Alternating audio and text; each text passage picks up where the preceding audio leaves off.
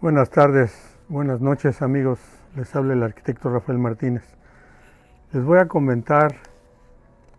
hacerle comentarios a lo que cada año 2 de octubre se recuerda y se conmemora el movimiento estudiantil popular de 1968.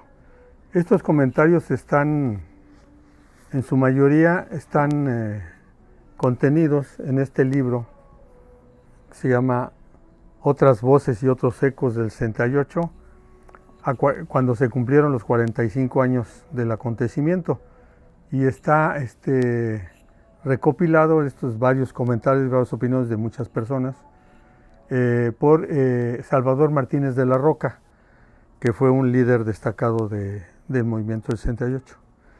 Y aparte de ello, pues otras información que yo he extraído de otros libros y de la experiencia propia de aquel entonces. En esos años yo tenía la edad de 20 años.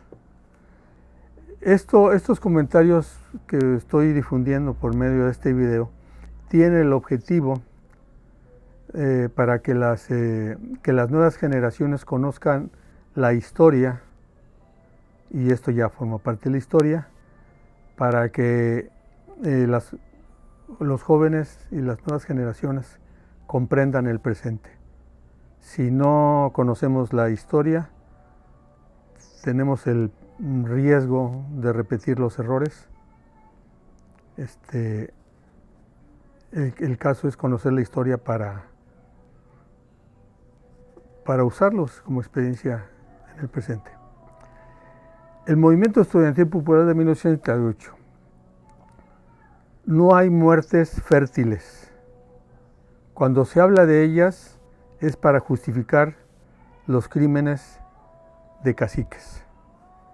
Díaz Ordaz declaró, cuando regresó de la embajada, porque el PRI lo mandó de embajador a España, y a su regreso, ya gente mayor, o sea, más grande que cuando era presidente, lo entrevistan unos periodistas y declara lo siguiente: de lo que estoy más orgulloso, dice,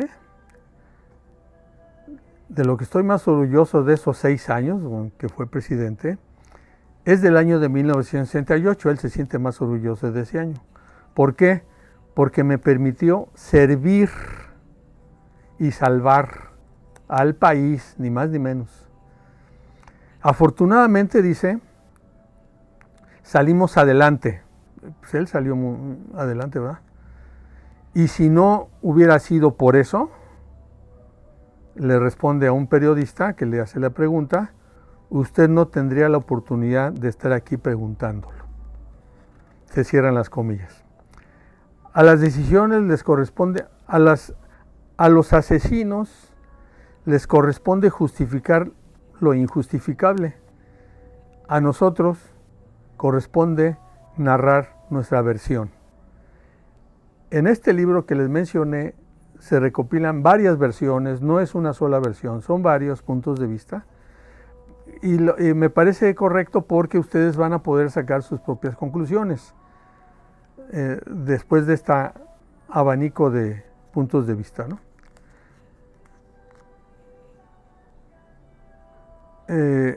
Las declaraciones de Carlos Fuentes, entre comillas: no es comprensible la historia de este país sin los acontecimientos del 68. El país es un país antes y después del 68.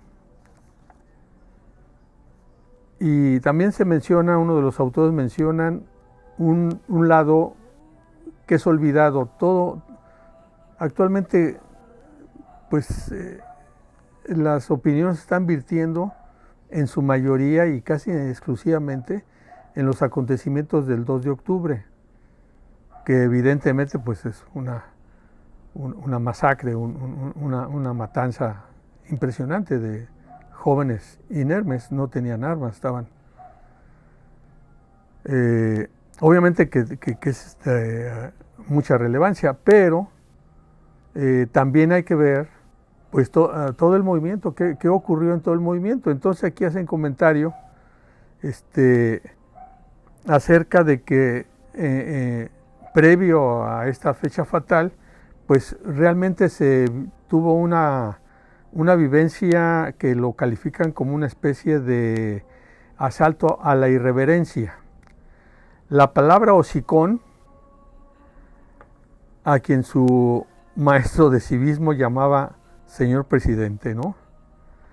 Algo nuevo estaba en el aire, una brisa refrescante que venía acompañada de música, sexo, cabello largo, faldas cortas y lenguas afiladas, paredes pintadas, corazones galopando dentro de los pechos con una fuerza que a la distancia se escuchaban claramente como tambores de guerra.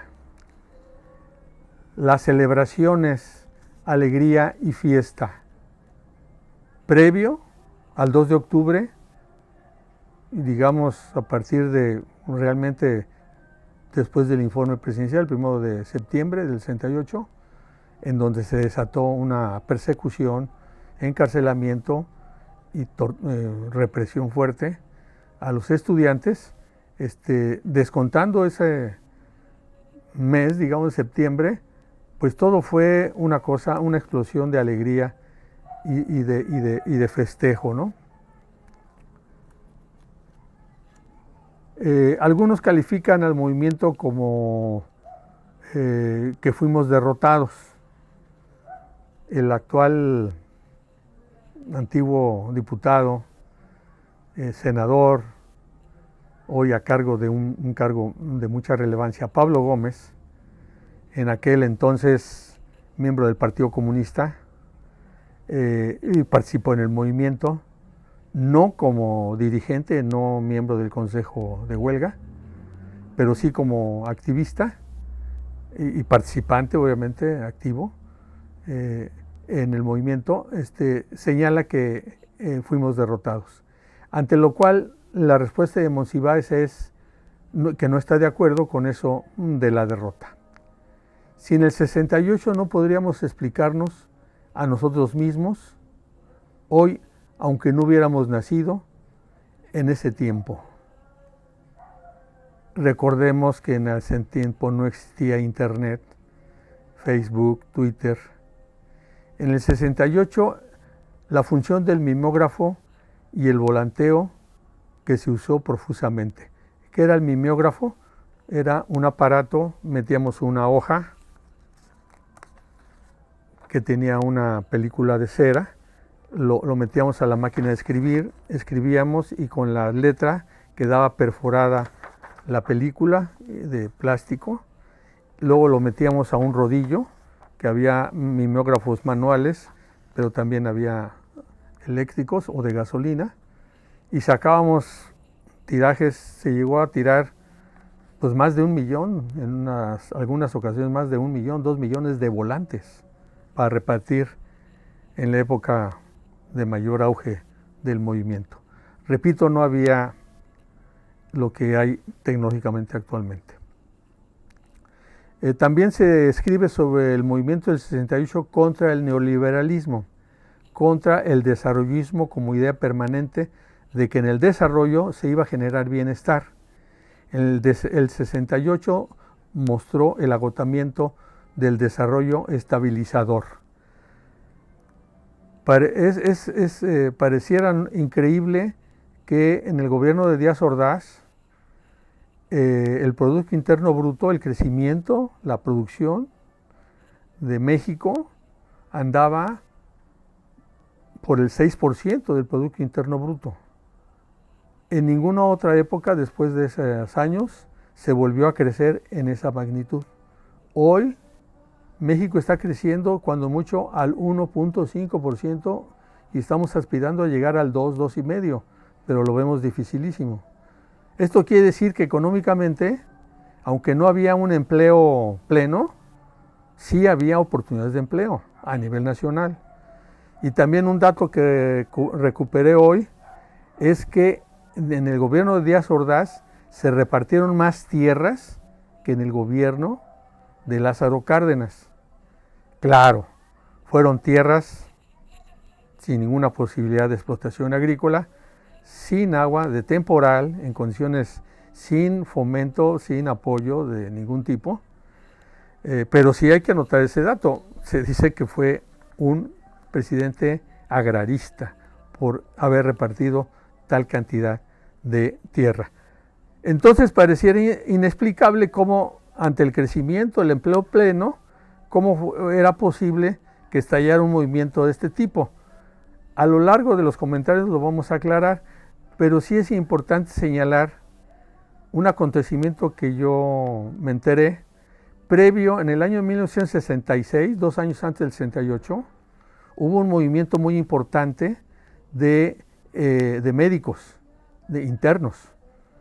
Las instituciones de salud pública, la Secretaría de Salubridad, el ISSSTE y el Seguro Social empleaban a egresados de medicina en sus instalaciones, pero protestaban por el poco ingreso que percibían y las jornadas extenuantes a las que se habían sometidos los internos, los que estaban haciendo su servicio social en estas instituciones. Este movimiento estudiantil, fíjense, en él participó Gilberto Guevara Niebla como pasante de medicina, que también fue un destacado dirigente de la dirigencia nacional del movimiento, conocida como el Consejo Nacional de Huelga. ¿Por qué surgió este movimiento médico? Pues por las condiciones materiales que tenían, sus sueldos, sus prestaciones. Consideraban los médicos que no era correspondiente con pues todos los estudios que habían tenido. O sea, las carreras de medicina son de las más largas en la universidad y de las más pesadas. Entrar y recibirse como médico es verdaderamente, se requiere un esfuerzo familiar, individual, tremendo. Entonces todo esto para llegar a ser un burócrata de la medicina, según esto, y por eso protestaban, ¿no? O sea, se resistían, después de tanto esfuerzo, a ser un burócrata de la medicina. Ellos aspiraban a una cosa muy diferente. El movimiento del 68 cuestionó la idea de libertad en oposición a los regímenes socialistas autoritarios. El 68 demostró que el liberalismo económico no comparte plenamente la idea de la libertad como y la practicaron los jóvenes del 68. Había que aclarar en este punto que el planeta estaba dividido en dos, el mundo socialista y el mundo capitalista, que ya había terminado la Segunda Guerra Mundial, pero en esta fase, en estos años, se conoce como la Guerra Fría, es decir, el espionaje, el sabotaje subterráneo, obscuro, por la preeminencia tanto de un sistema como de otro. Bueno, pues en el 68 también se dio la represión por este sistema, la Unión Soviética, en aquel entonces URSS, sometiendo a las protestas que hubo en Polonia y en Checoslovaquia, o sea, también en ese sentido. También había que aclarar que este movimiento estudiantil, el de México fue uno de tantos. Hubo movimientos estudiantiles en Alemania, en Estados Unidos. El movimiento previo al de nosotros en el 68, pues es el movimiento del Mayo francés, pero también hubo la revolución cultural en China, en los países socialistas, en la India. Fue un movimiento estudiantil, todos distintos, todos organizados de una forma diferente y todos tuvieron un desenlace distinto. El más cruel y más triste fue el desenlace que se dio al movimiento estudiantil del 68, el 2 de octubre.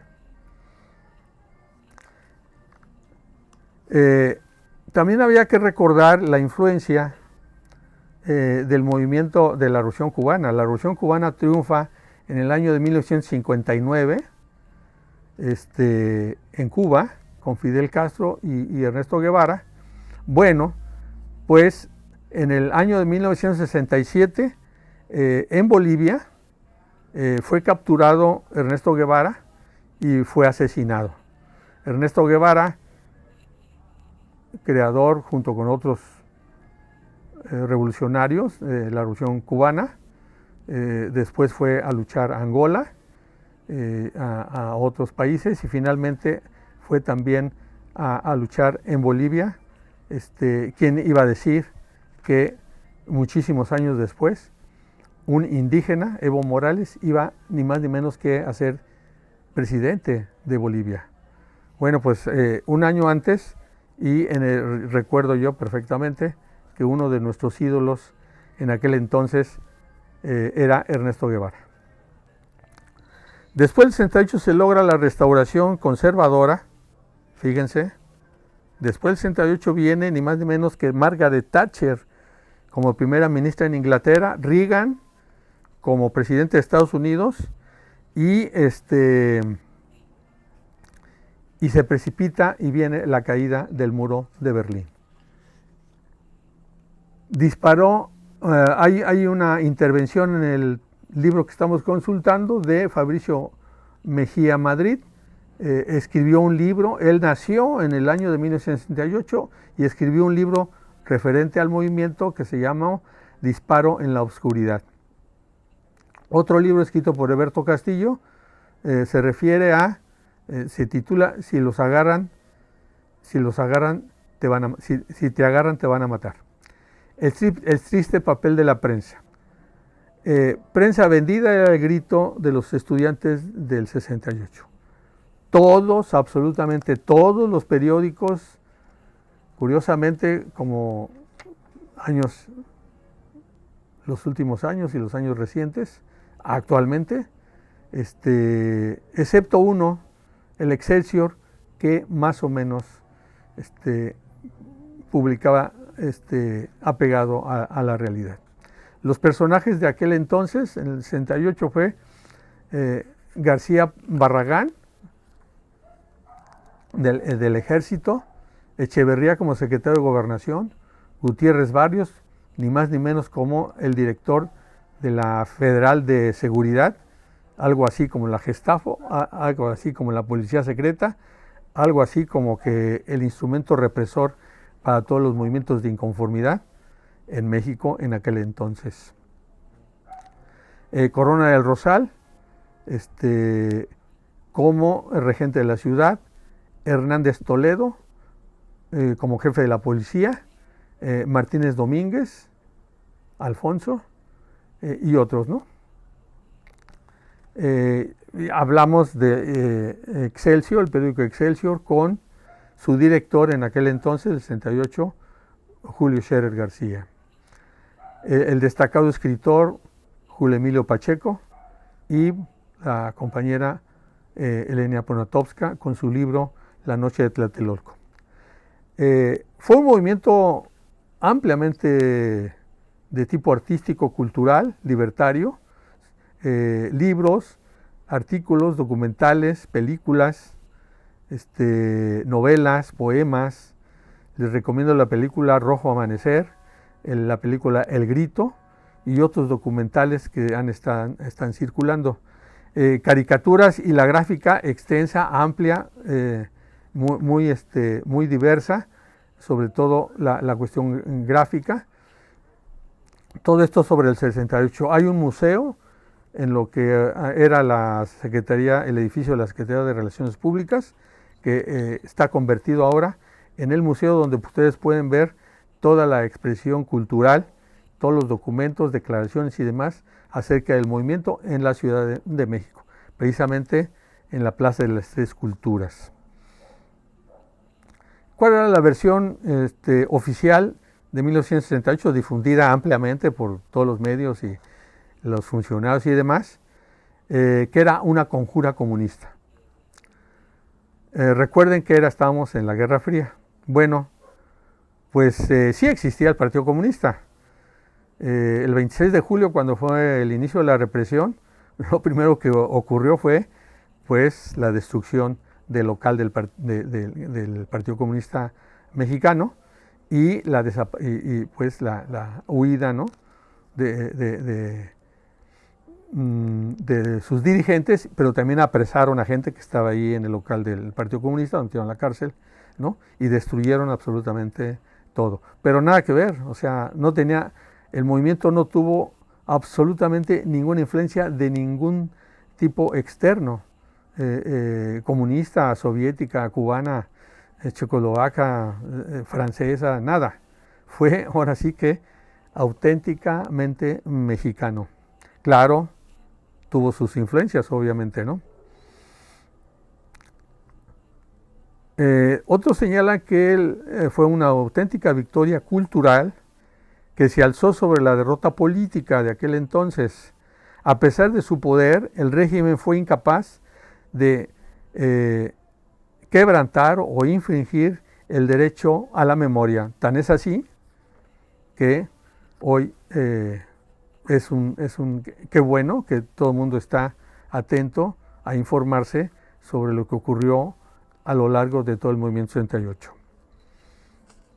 Fue un movimiento enunciador de vientos democráticos que corrían por México y que develó los resortes más autoritarios del régimen priista. Y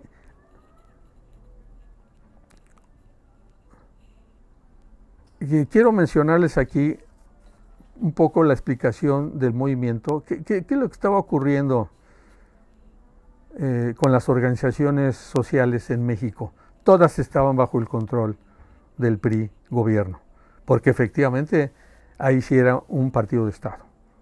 No era totalitario como el soviético, ni tampoco libertario, que es el otro extremo, sino un punto intermedio, autoritario, ¿no? No era un partido único, había varios, se simulaba la democracia, pero sí el PRI gobierno tenía el control de todas las organizaciones sociales y culturales y de ciertos intelectuales también, como las organizaciones campesinas, las obreras, las culturales, las universidades, los sindicatos, ¿no?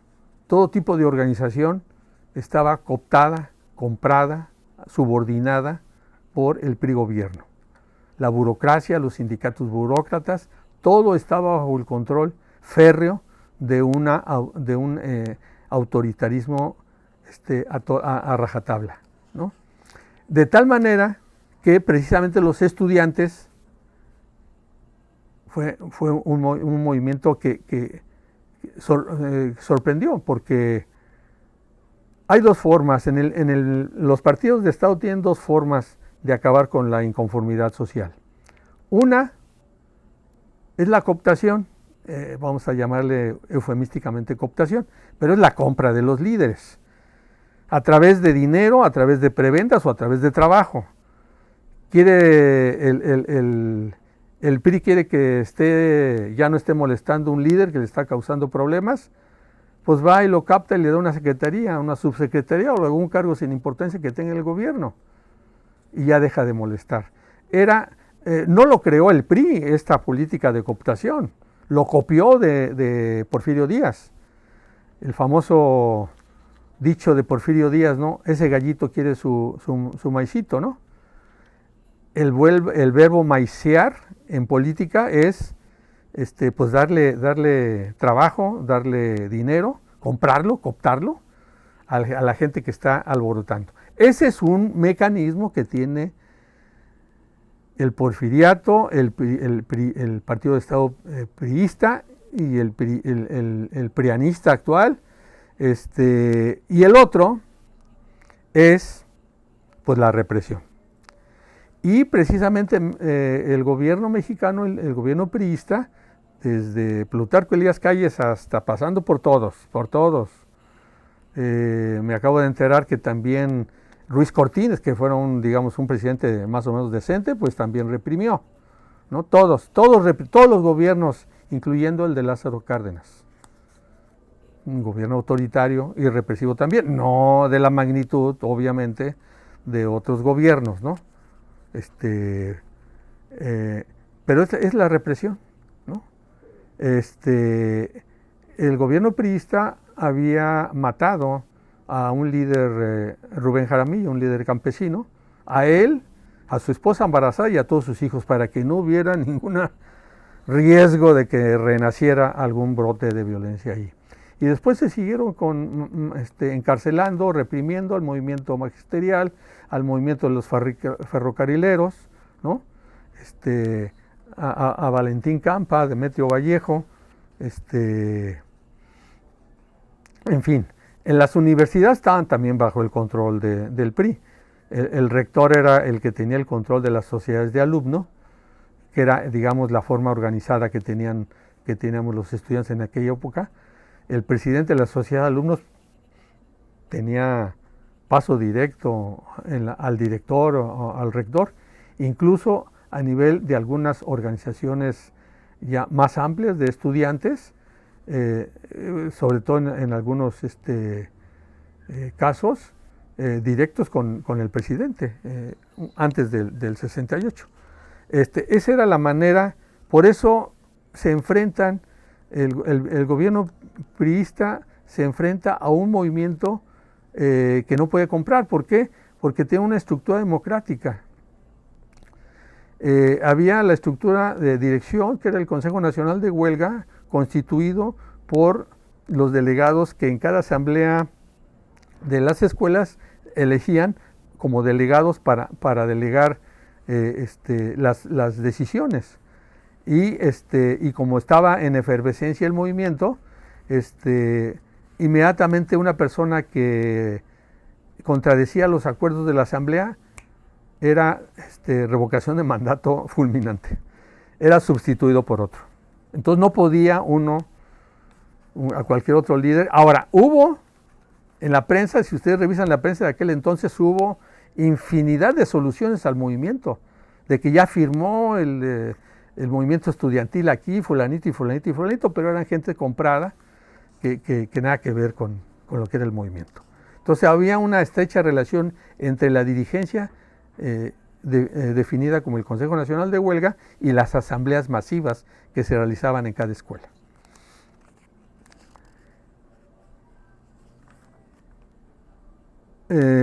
Habla Gilberto Guevara Niebla en su libro que escribió La libertad nunca se olvida, Memoria del 68. Él habla acerca de las contradicciones que había precisamente en la dirigencia del movimiento. Iniciaban las sesiones del Consejo a las 8 de la noche y van terminando a las 3, 4 de la mañana. Entonces, de que se discutía y se analizaban las cosas, se discutía y se analizaba. Tuvieron poco a poco que ir, o sea, había como 200 representantes de escuelas. Entonces era una concentración de dirigentes de asambleas mayoritarias, o sea, excesivo. Entonces las discusiones eran muy extensas, muy largas, pesadas, pero así se daba. Y se daban ahí las contradicciones, había gente de todo tipo, ¿no? en el movimiento, pero prevalecía, ¿no?, la cuestión democrática ante posiciones. Había, como estaba la revolución china con Mao Zedong, la revolución soviética, y otros movimientos, muchos dirigentes del movimiento eran hijos de exilados de la República Española, anarquistas, ¿no? Allí en arquitectura había un destacado compañero, ya murió, o sea, se llamaba Germinal Pérez Plaja. Él solito, a los 2, 3 días del 26 de julio, puso una mesa en el pasillo ahí en los PES de la Facultad de Arquitectura, se subió a la mesa y estuvo arengando a que abriéramos el auditorio y realizar una asamblea en la escuela para discutir la represión que estaba dando por parte a los estudiantes y hacer algo. el propio nombre de Germinal, pues es su abuelo era anarquista de la revolución de la República de la Guerra Civil Española. Y otros también, Paco Ignacio Taibo, ¿no? Y otros muchos provenían de ahí, ¿no? Entonces, pues sí, dominaba la cuestión democrática. Ante las cuestiones de consigna, se prefería las propuestas de amplia participación y de apertura y de inclusión completa. De tal manera que uno no se puede imaginar que politécnicos y universitarios, que antes del 68 eran peleados a muerte, pues reunidos ahora en torno a una causa común, ¿no? Pues ahí los dejo, ¿no?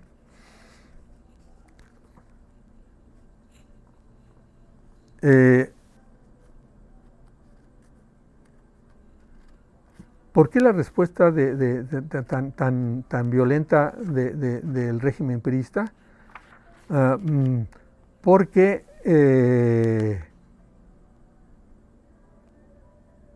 hicieron todos los intentos por resolver a como ellos lo entendían, a cómo ellos venían resolviendo sus problemas, mediante la cooptación, las prebendas, las noticias falsas, el movimiento de la prensa, etcétera, etcétera, etcétera.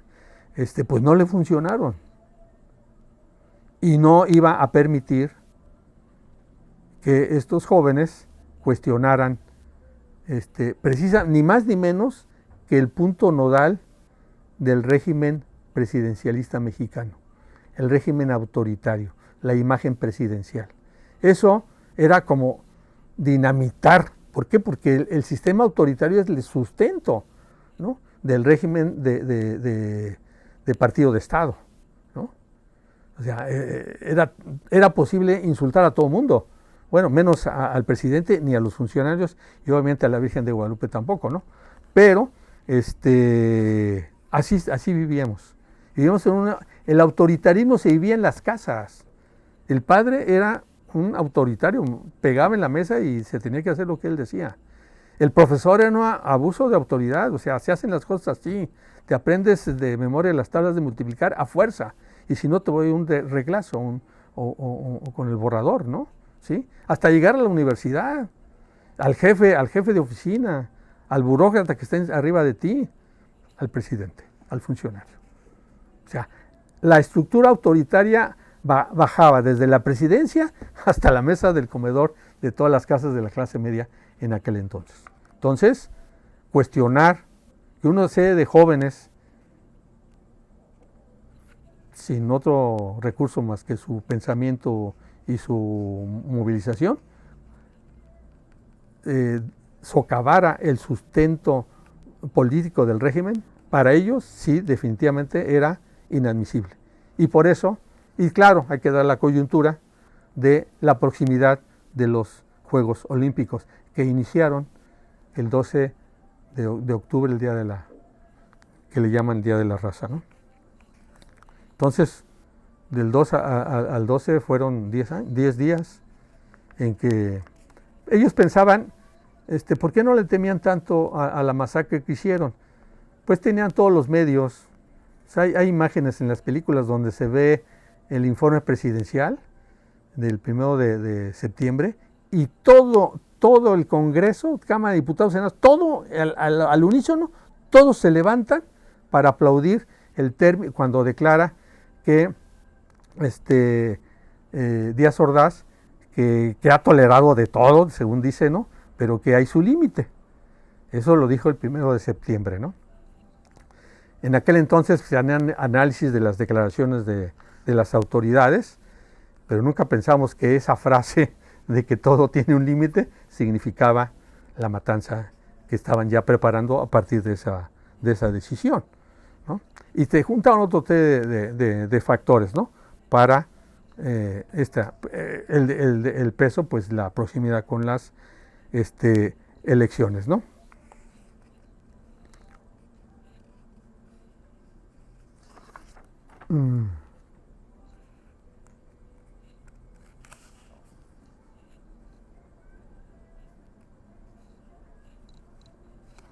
Sí.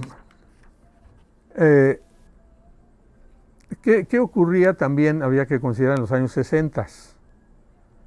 En Estados Unidos existía la guerra de Vietnam y empezaba también, bueno, ya tenía muchos años, del movimiento por los derechos civiles de Martin Luther King.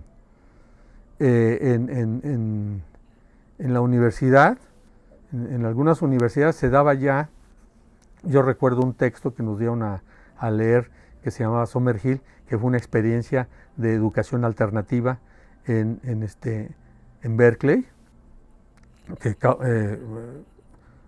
para la educación libertaria, pues, ¿no? El movimiento hippie, recuerden que el movimiento hippie tenía como lema paz y amor, y haz el amor y no la guerra. Los grupos de rock and roll de aquel entonces, encantadores los grupos de rock and roll de aquel entonces, los Rolling Stones, los Beatles ya, ¿no? Las Puertas, Jimi Hendrix y una infinidad de rockeros extraordinarios de esa época. Y también se decíamos los jóvenes de aquel entonces, mientras más hago la revolución, más hago el amor. No sé si haya alguna relación ahí, pero seguramente que sí.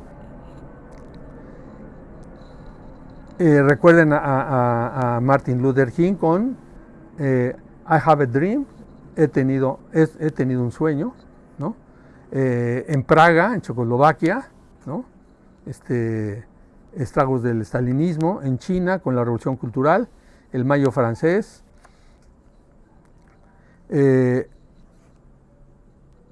Había que detenerse brevemente en cómo surge la represión. O sea, estaban jugando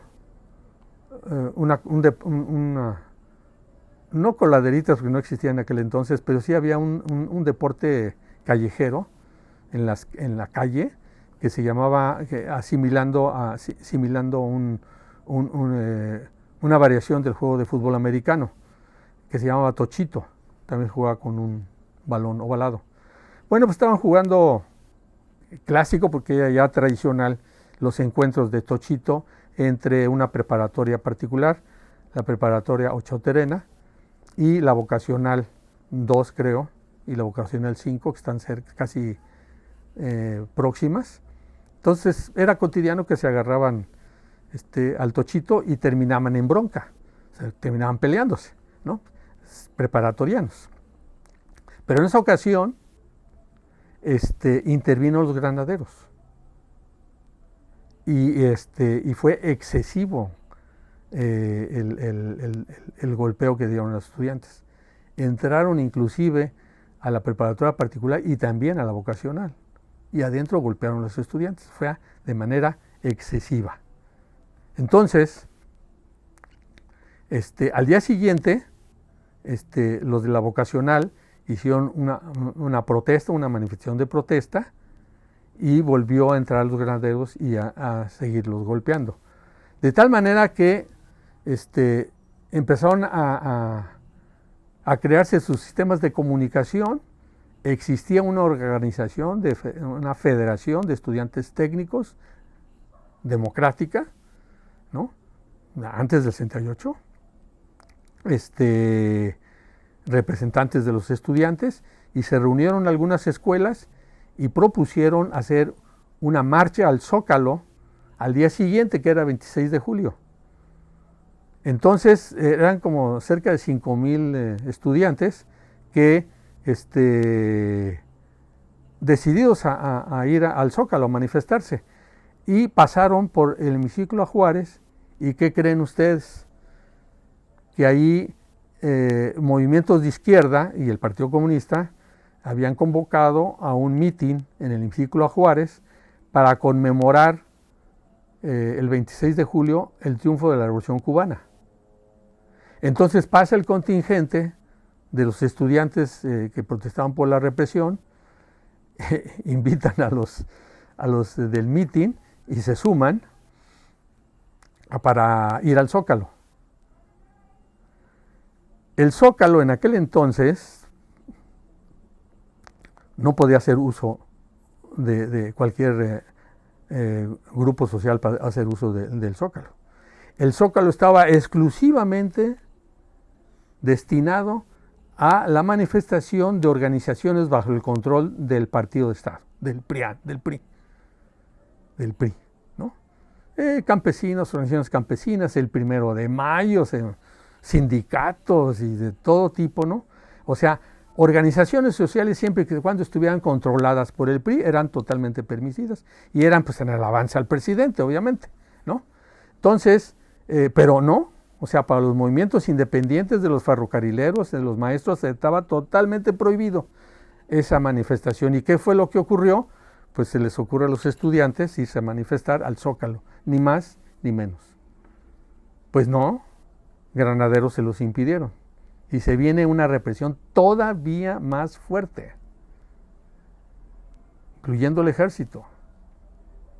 Los estudiantes ya en la noche, fíjense, esto también, cosa que en muchos libros y documentos no lo vas a encontrar. Atrás de los granaderos venían jóvenes, rapados, rompiendo los vidrios de los comercios. Y otra cosa que también no se ha difundido, que en los botes de basura había piedras. Cuando pasaron los estudiantes se encontraron botes de basura llenos de piedras. ¿Y qué hicieron los estudiantes? A los estudiantes los cercaron, venían por Madero y les cerraron la calle en Palma para que no entraran, y por la parte de atrás también los encerraron y los metieron una madriza sin ninguna consideración. De tal manera que los estudiantes, la única manera que tuvieron para defenderse y que no repeler los golpes, pues quemaron camiones y los pusieron como trinchera, ¿no? Entonces hizo un auténtico desorden.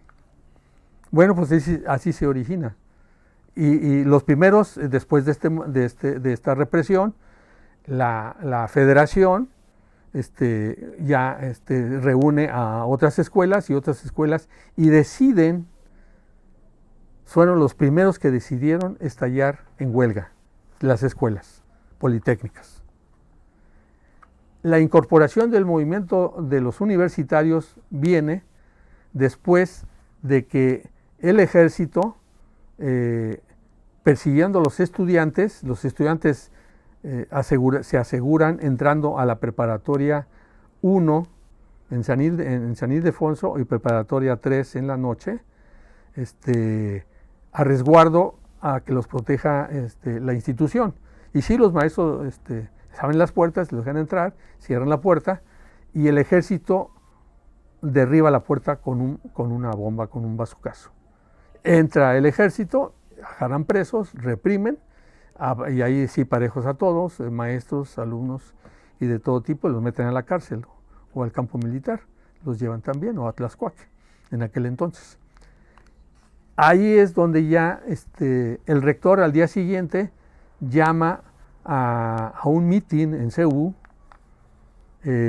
para poner la bandera a media asta y hacer un pronunciamiento y una invitación a una manifestación en agosto. Manifestación que se suman, ya para ese entonces se van declarando escuelas en huelga, se suma Chapingo, se suma la normal de maestros, la normal superior de maestros, antropología, incluso algunas universidades de provincia, como en Michoacán, Puebla, y otras, incluso, no puedo asegurarlo, pero creo que incluso también, porque había representación en el Consejo Nacional de Huelga, de la escuela iberoamericana. Entonces, incluso tenía su delegado el Consejo Nacional de Huelga. Entonces, se ocupa, después de esto, el ejército ocupa Ciudad Universitaria, agarran presos a mucha gente, después la devuelven, a donde no devuelven, las instalaciones no las devuelven en el Politécnico, en Zacatenco. Y es precisamente el 2 de octubre en donde se cita a la a una manifestación en la Plaza de las Tres Culturas, Tlatelolco, para que después del mitin vayamos en contingente a rescatar las instalaciones del Politécnico, que estaban en ese entonces en manos del ejército. Así era el planteamiento originalmente. Bueno, ¿qué pasa después del 30 de septiembre? Pues ya se da, ahora sí, se acentúa mucho la represión. Sobre todo, ya el Consejo Nacional de Huelga ya no tiene que sesionar, tiene que sesionar en distintos lugares. Las citas se hacen en forma clandestina, en forma secreta, para que no lo conozca la autoridad, porque quieren agarrar a los dirigentes, a los miembros del Consejo Nacional de Huelga. Pero se desata la represión fuerte, ¿no? Persecuciones, la gente se va y se oculta, mucha gente se regresa, mucha gente que venía de provincia, se regresa. El movimiento resiste de todas maneras, pero sí, lo que no se sabe tampoco es que a partir de entonces, de septiembre, Echeverría, consultando al presidente, hace un plan que consiste en ocupar las azoteas y los últimos los departamentos de planta alta de los edificios que están limitando a la Plaza de las Tres Culturas, semanas antes. Y van instalando ahí a lo que posiblemente se le conoce como a miembros de la judicial, miembros del ejército vestidos de civil, de la policía secreta, y del Estado Mayor Presidencial con un guante blanco, y cuando se agotaron los guantes blancos se pusieron un pañuelo blanco, ¿no? El Estado Mayor Presidencial, la Federal de Seguridad, también miembros de la Federal de Seguridad, apostados en las partes altas, azoteas, y también en la iglesia de Tlatelolco, que está ahí, que colinda con la plaza, y también en algún punto estratégico de lo que ahora es de lo que antes era la torre de relaciones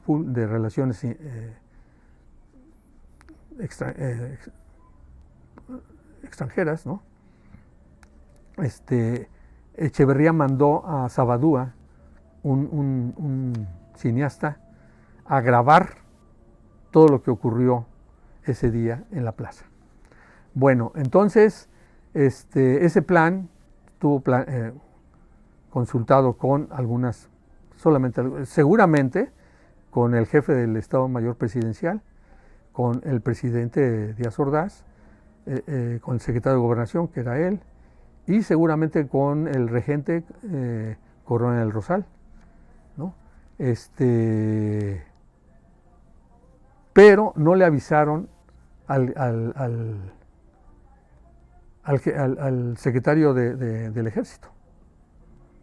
A él no se le comunicó este tipo de cosas.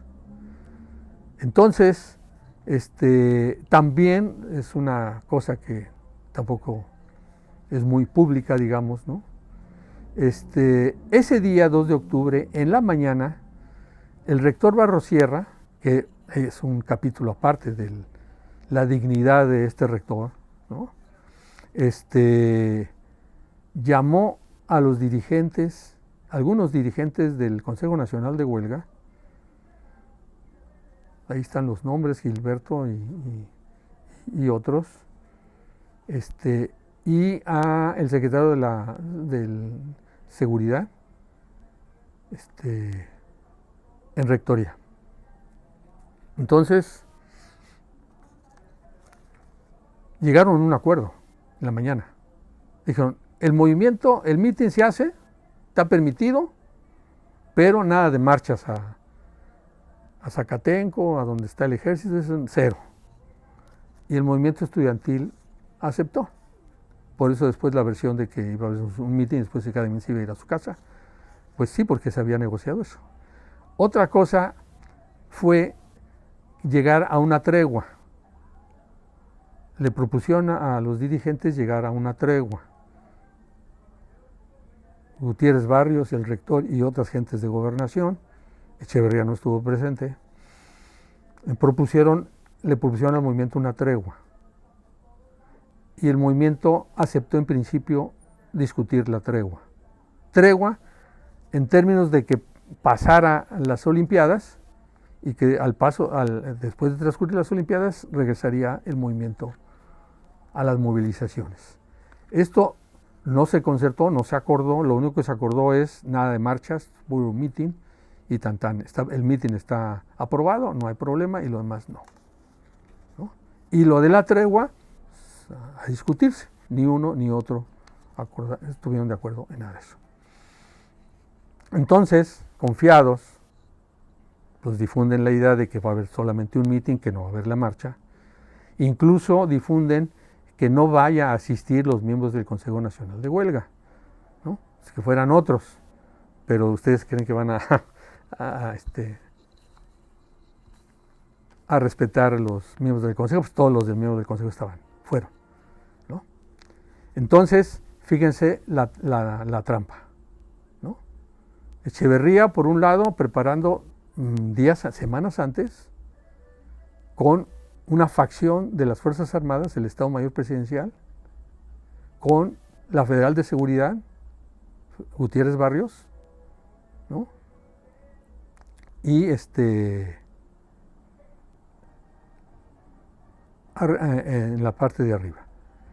Y estaba totalmente planeado, o sea, a las 6:10 que salió una bengala de un helicóptero de las fuerzas del ejército, a las 6:10 lanzó la bengala, y a partir de ese momento se precipitara la balacera de las partes altas de los edificios de Tlatelolco, sobre, indiscriminadamente, niños, mujeres, señoras, jóvenes, miembros del ejército, cayeron bajo las balas de los que estaban disparando arriba. Si ustedes ven con detalle los videos, pueden constatar que el ejército que llegó abajo protegía sobre todo a las mujeres y a las señoras y a los niños, y que disparaban hacia arriba, no hacia la población. Cuando menos en las partes del video que yo he visto, ocurre eso. Miembros que estuvieron presentes hablaban de que incluso miembros del ejército orillaban a la gente a que se escurriera por tal parte de la plaza para que no les ocurriera nada. Pero también tengo entendido que en otros lados no se les permitía pasar. Entonces, lo que sí fue un caos terrible. Eso sí, compañeros que me cuentan, yo ese día por la calle Bucareli me fui caminando a la Plaza de las Tres Culturas, vi incendiar cuando menos a 2 o 3 autobuses, trolebuses, ¿no? Que agarran electricidad a través de unos cables altos, pero yo seguí normal caminando hacia la Plaza de las Tres Culturas. Después me distraje sobre otras cosas. El caso es que llegué ya tarde, a pesar de que el meeting empezó justo a las 6 de la tarde, a las 6:10 salió la bengala, yo llegué a las 6:30, 6:20. Ya no pude pasar en absoluto, nomás vi las patrullas, las sirenas y demás, y empezó a llover también. Además, la ciudad estaba hecho un caos total. Bueno, pues me cuentan que algunos estudiantes tuvieron que subir a ver quién les abría en los departamentos. Y hubo gente que sí les abrió, hubo gente que no les permitió entrar. Hubo gente que sí entró, pero sobre todo gente joven que les abrió la puerta, pero estaba lleno. puros estudiantes, ¿no? Entonces ahí nadie se conocía, tuvieron que tomar decisiones, unos decidieron quedarse, otros decidieron salir y que los agarraran. En fin, en la película Rojo Amanecer narran qué les pasó a los que se quedaron. Afortunadamente yo tengo compañeros que la libraron, salieron, tomaron la decisión de salir, se escondieron abajo, hubo varias ráfagas de balazos, y veían a señoras de Tlatelolco que salían a hacer las compras en la noche, 8 de la noche, y aprovecharon para salir acompañadas, pidiendo permiso obviamente de las señoras para poder salir de ahí. Bueno, pues falta muchas cosas que decir, pero hay muchos libros, muchos películas, documentales. Está muy. El objetivo de esta plática era para motivarlos un poco, de que si les gusta, todo esto lo hago con la finalidad de abrir y de conocer un poco de cosas que no se conocían antes, de la conjura, del papel relevantísimo del rector, de las contradicciones internas que había dentro del consejo, pero finalmente me quedo con esta idea original de que, como dice nuestro presidente Andrés Manuel López Obrador, ¿no? Esto dice, lo digo para los jóvenes, ¿no? Pues sí, el objetivo de toda esta plática, espero que me hayan aguantado, para las nuevas generaciones, para los jóvenes, que conozcan la historia, para que comprendan el presente. Muchas gracias, espero sus comentarios, adiós.